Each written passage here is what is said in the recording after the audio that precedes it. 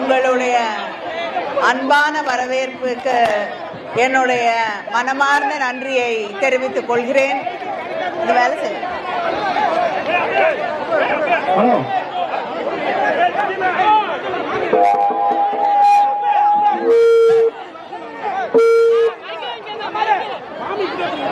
கேட்கலையா கேட்கலையா கேட்கல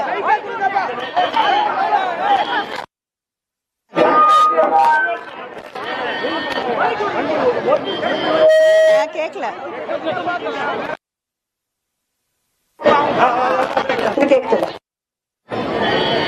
உங்களுடைய அன்பான ஆரவாரமான வரவேற்பிற்கு என்னுடைய மனமார்ந்த நன்றியை தெரிவித்துக் கொள்கிறேன்.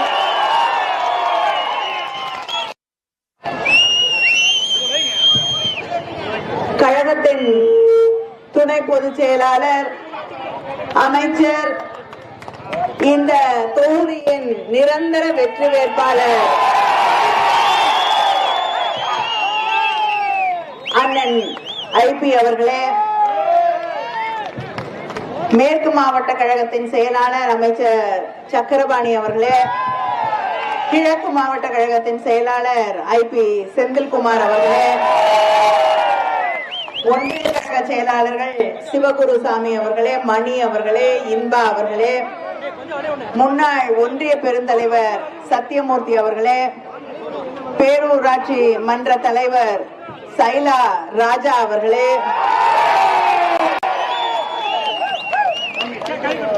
இந்த கூட்டத்திலே கலந்து கொண்டிருக்கக்கூடிய நம்முடைய கூட்டணி இயக்கங்களை சார்ந்த சகோதரர்களே, சகோதரிகளே, திராவிட முன்னேற்ற கழகத்தின் மூத்த முன்னோடிகளே, முன்னணி செயல் வீரர்களே, நம்முடைய அன்பு தலைவர் கலைஞரின் உயிரினும் மேலான அன்பு உடன்பிறப்புகளே, உங்கள் அத்தனை பேருக்கும்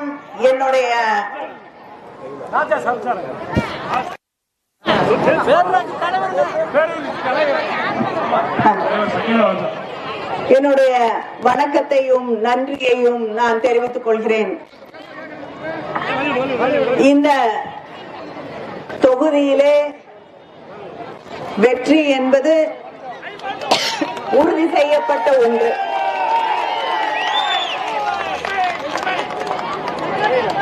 போன தடவை வாங்கின ஓட்டை விட அதிகமான ஓட்டுல வெற்றியா, எவ்வளவு அதிகமான ஓட்டோட வெற்றி பெற போகிறார் அப்படிங்கறதுதான் கேள்வி இல்லையா?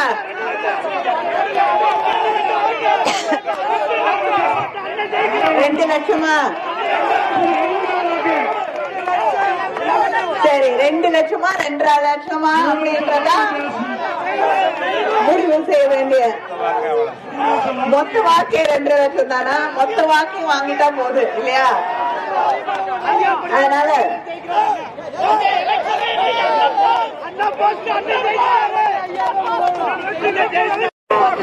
மாற்று கட்சிகளில் இருக்கக்கூடியவர்கள் கூட இந்த தொகுதியிலே என்று கேட்டால் அண்ணன் ஐபி அவர்கள் தான் வெற்றி பெறுவார்கள் என்று சொல்லக்கூடிய தொகுதி இந்த தொகுதி. நம்முடைய தலைவர் கலைஞர் அவர்களுடைய அன்பையும் பாசத்தையும் நம்பிக்கையும் பெற்றவர் தான் அண்ணன் ஐபி அவர்கள்.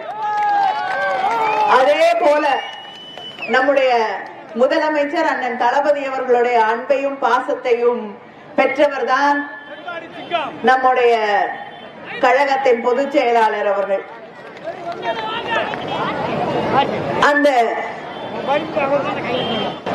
வெற்றியின் ஒரு அங்கமாக இந்த வெற்றியிலே எனக்கும் ஒரு பங்கிருக்கட்டும் என்பதற்காகத்தான் ஒவ்வொரு முறையும் இந்த தொகுதியிலே தேர்தல் பரப்புரைக்காக நான் வருகிறேன். ஒவ்வொரு முறையும் அவரது பெயரை உச்சரிக்கும் போது நீங்கள் எழுப்பக்கூடிய அந்த ஆரவார குரலை கேட்கும் பொழுது எனக்கு ஒரு மகிழ்ச்சி.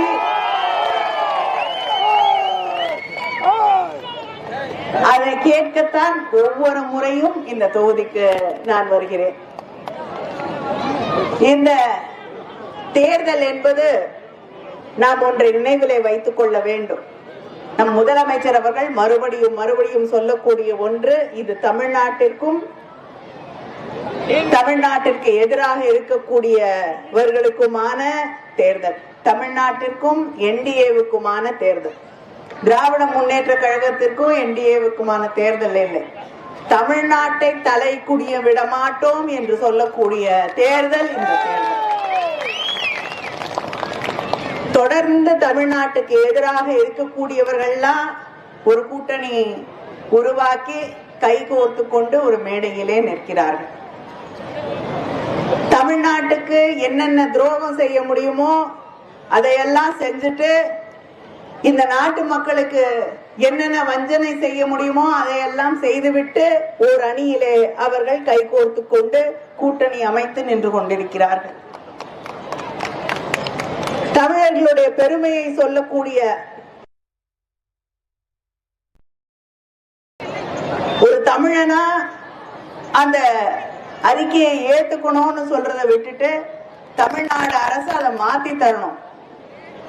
தமிழ்நாட்டுடைய பெருமை, தமிழனுடைய பெருமை இந்த உலகத்திற்கு பறைசாற்றக்கூடிய அறிவியல் பூர்வமான ஆய்வறிக்கையை ஏற்றுக்கொள்ள மாட்டேன் என்று சொல்லக்கூடிய மோடி ஆட்சியோடு, பிஜேபி அரசாங்கத்தோடு தான், அந்த கட்சியோடு தான் இன்று எடப்பாடி பழனிசாமி கைகோர்த்து கொண்டிருக்கிறார். நம்ம வீட்டு பிள்ளைகளுக்கு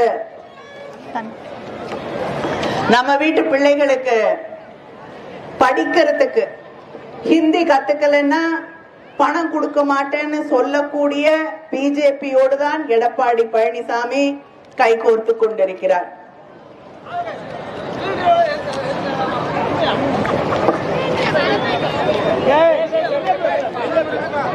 அதே போல தமிழ்நாட்டுக்கு தர வேண்டிய நிதியை தர மறுக்கக்கூடிய ஒன்றிய அரசாங்கத்தோடு தான் கைகோர்த்து கொண்டிருக்கிறார் எடப்பாடி பழனிசாமி. 100 நாள் வேலை, கிராமப்புறங்கள்ல இருக்கக்கூடிய சாதாரண சாமானிய மக்கள், குறிப்பாக பெண்களுக்கு வேலை கிடைக்கணுங்கிறதுக்காகத்தான் 100 நாள் வேலை திட்டம் உருவாக்கப்பட்டது. இன்னைக்கு யாருக்காவது 100 நாள் வேலை கிடைக்குதா? இல்ல. பிஜேபி ஆட்சிக்கு வந்தப்புறம் நாடு முழுவதும் 100 நாள் வேலை திட்டத்திற்கான நாட்களை குறைத்தார்கள். அதுக்கு கொடுக்கிற நிதியே குறைச்சாங்க. இப்ப நாடாளுமன்றத்துல சட்டம் கொண்டு வந்து மகாத்மா காந்தி ஊரக வேலை உறுதி திட்டமாக இருந்ததை அந்த காந்தி தன்னுடைய இறக்கும் தருவாயில கூட சொன்ன ராம் ராம் என்ற பெயரிலே இன்னைக்கு மாத்திட்டாங்க. எந்த ராம் பேருன்னு தெரியாது. காந்தி வணங்கிய ராமா இல்லைன்னா அவரை கொலை செய்த ராமுடைய பேரை வைத்திருக்காங்களான்னா தெரியல. ஆனா ஜி ராம்ஜின்னு ஒரு பேர், விபி ஜி ராம்ஜின்னு ஒரு பேர் வச்சு இன்னைக்கு அந்த திட்டத்துக்கு ஒன்றிய அரசாங்கம் கொடுத்த நிதியை குறைத்திருக்கிறார்கள். சம்பளம் கொடுக்கறதுக்கான பணத்தை குறைச்சிருக்காங்க. யாருக்கு வேலை கொடுப்போம்னு இங்க இந்த பகுதியில் இருக்கக்கூடிய ஒரு கிராமத்துல எத்தனை பேருக்கு வேலை கொடுக்கலாம், யாருக்கு வேலை கொடுக்கலான்னு டெல்லியில இருந்து முடிவு பண்ணுவாங்களாம். ஒரு மாநிலத்துல எத்தனை பேருக்கு வேலை கொடுக்கலான்னு அவங்கதான் முடிவு செய்வாங்க. ஒரு தாலுக்கால, இந்தியால எந்த தாலுக்கால யாருக்கு வேலை கொடுக்கறதுன்னு அவங்கதான் முடிவு செய்வாங்க.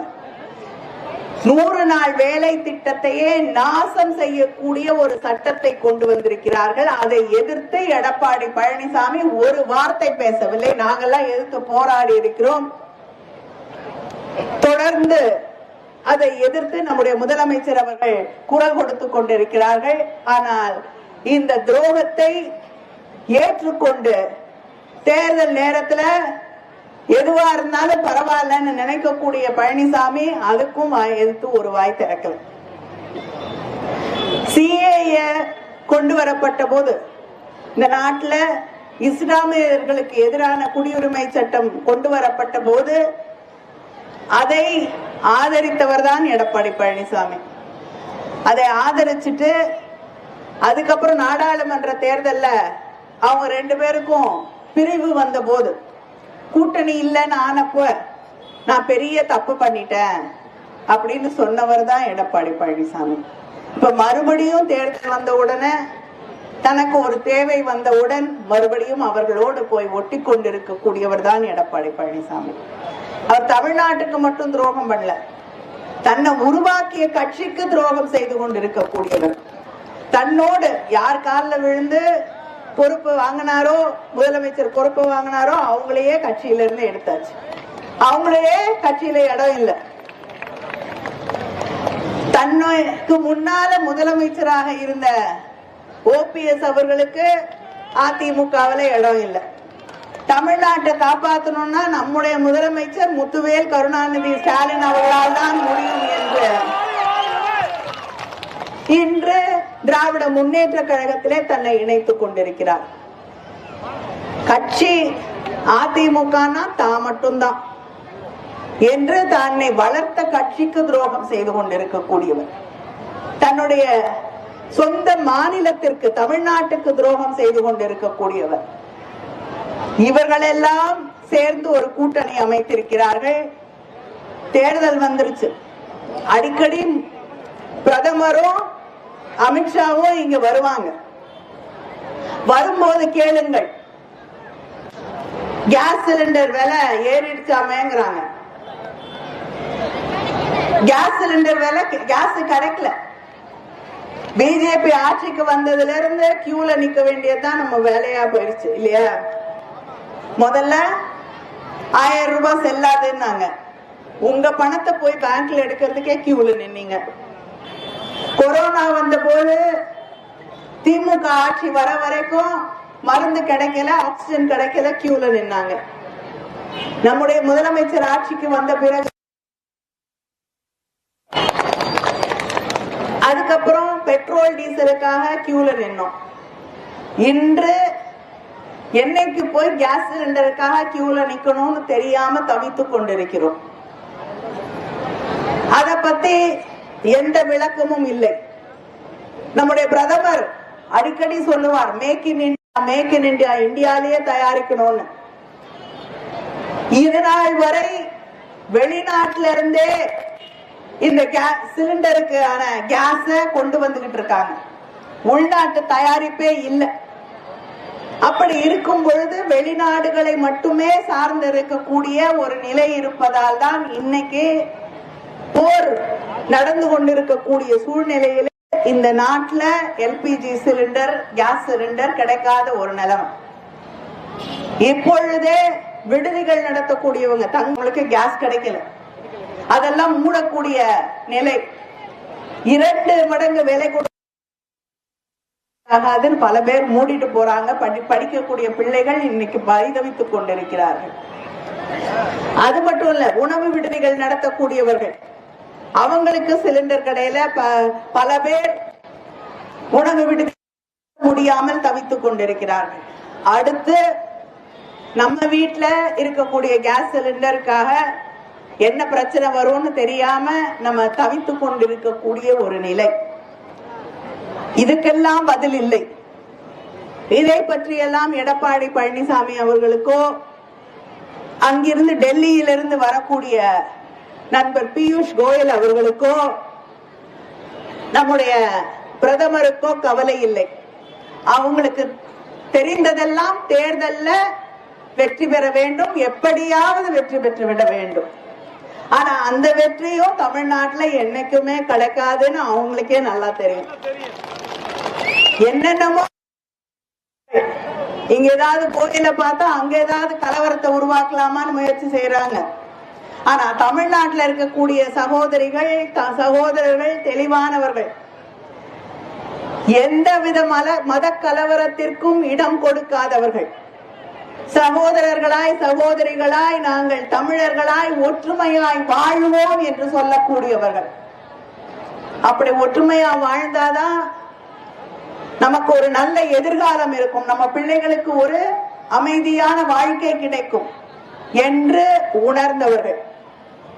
அதனால இந்த தகுடு தத்தம், பிரிவினைவாதம், இந்த மத கலவரங்கள் உருவாக்கி வெற்றி பெற்று விடலாம் என்ற அந்த கனவுக்கெல்லாம் தமிழ்நாட்டிலே இடமில்லை. இது பெரியாரின் மண். இந்த பெரியாரின் மண்ணிலே அவர்களுக்கு இடம் இல்லை. பெரியார் மண்ணுன்னு சொன்னா உடனே நீங்க இந்துக்களுக்கு எதிரானவர்கள் வாங்க.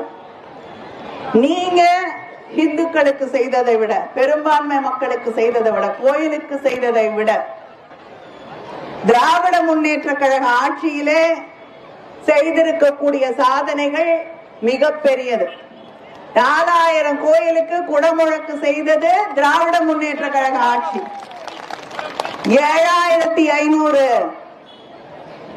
ஏக்கர் கோயில் நிலத்தை மீட்டதே திராவிட முன்னேற்ற கழக ஆட்சி. எந்தெந்த கோயிலுக்கு என்ன வேணும் என்று சிந்தித்து அதெல்லாம் செய்து தந்து கொண்டிருக்கக்கூடிய, பெரும்பான்மை மக்களுக்காக செய்து தந்து கொண்டிருக்கக்கூடிய ஆட்சி திராவிட முன்னேற்ற கழக ஆட்சி. அதனால உண்மையிலேயே சிறுபான்மை மக்களாக இருக்கட்டும், பெரும்பான்மை மக்களாக இருக்கட்டும், எல்லாருக்கும் பாதுகாவலாக இருக்கக்கூடிய ஆட்சி திராவிட மாடல் ஆட்சி மட்டும்தான் என்பதை தமிழ்நாட்டு மக்கள் தெளிவாக உணர்ந்திருக்கிறார்கள். உங்ககிட்ட வந்து உதயசூரியன்ல ஓட்டு போடுங்க என்று கேட்கும் பொழுது தலை நிமிர்ந்து உரிமையோடு வந்து கேட்கிறோம். அதுக்கு காரணம் கொடுத்த வாக்குறுதியை நிறைவேற்றி தந்திருக்கிறார் எங்களுடைய முதலமைச்சர். கொடுத்த வாக்குறுதியை மட்டும் இல்லை, அதை தாண்டியும் நிறைவேற்றி தந்திருக்கக்கூடிய ஆட்சி திராவிட முன்னேற்ற கழக ஆட்சி. மகளிர் உரிமை தொகை 1000 ரூபாய் வழங்குவேன் என்று அறிவித்தார்கள். 1,31,00,000 பெண்களுக்கு இன்னைக்கு மகளிர் உரிமை தொகை வழங்கப்பட்டு கொண்டிருக்கிறது. ஆட்சிக்கு வந்தவுடன் என்ன தெரியாதா? நீங்க ஏன் சொல்றீங்க? அவங்க சொல்லணும். ஆட்சிக்கு வந்தவுடன் எவ்வளவு? 2000 ரூபாய். முதலமைச்சர் சொன்னால் செய்வார். அதனால மகளிர் உரிமை தொகை 2000 ரூபாயாக உயர்த்தி வழங்கப்படும். விடியல் பயணம், ஒவ்வொரு சகோதரியும் மாதம் விடியல் பயணத்தால, கட்டணம் இல்லா பேருந்து பயணத்தால 800 இருந்து 1000 ரூபாய் வரைக்கும் ஒவ்வொரு மாதமும் சேமிக்கிறீர்கள். அதே போல கல்லூரியில படிக்கக்கூடிய மாணவர்களுக்கு, மாணவிகளுக்கு 1000 ரூபாய் வழங்கப்படுகிறது. மக்களை தேடி மருத்துவம், முதல்வர் மருந்தகம் என்று எத்தனையோ திட்டங்களை நிறைவேற்றி தந்திருக்கக்கூடிய ஆட்சி திராவிட முன்னேற்ற கழக ஆட்சி. மறுபடியும் ஆட்சிக்கு வந்தவுடன் கல்லூரிக்கு செல்லக்கூடிய அந்த மாணவர் மாணவியருக்கு 1000 ரூபாய் வழங்கிட்டு இருக்காங்க. ஆட்சிக்கு வந்தவுடன் அது எவ்வளவு? 1500 ரூபாயாக உயர்த்தி வழங்கப்படும். காலை உணவு திட்டம் இப்ப 5வது படிக்கக்கூடிய மாணவர்களுக்கு இது வரைக்கும் தான் கொடுக்கறாங்க. 8வது வரை அது நீடித்து தரப்படும். லேப்டாப் ஆட்சிக்கு வந்தவுடன் அடுத்த 5 வருஷத்துல 35 லட்சம் மாணவர்களுக்கு லேப்டாப்புகள் வழங்கப்படும். படிச்சுட்டு இருக்க மாணவர்களுக்கு 1500 ரூபாய். படிச்சு முடிச்சு வேலை தேடி கொண்டிருக்கக்கூடிய இளைஞர்கள் இளம்பெண்கள் இருக்காங்க. அவங்களுக்கு அவங்க படிச்சு முடிச்சு 6 மாசத்துக்கு அவர்களுக்கு 1500 ரூபாய் வழங்கப்படும்.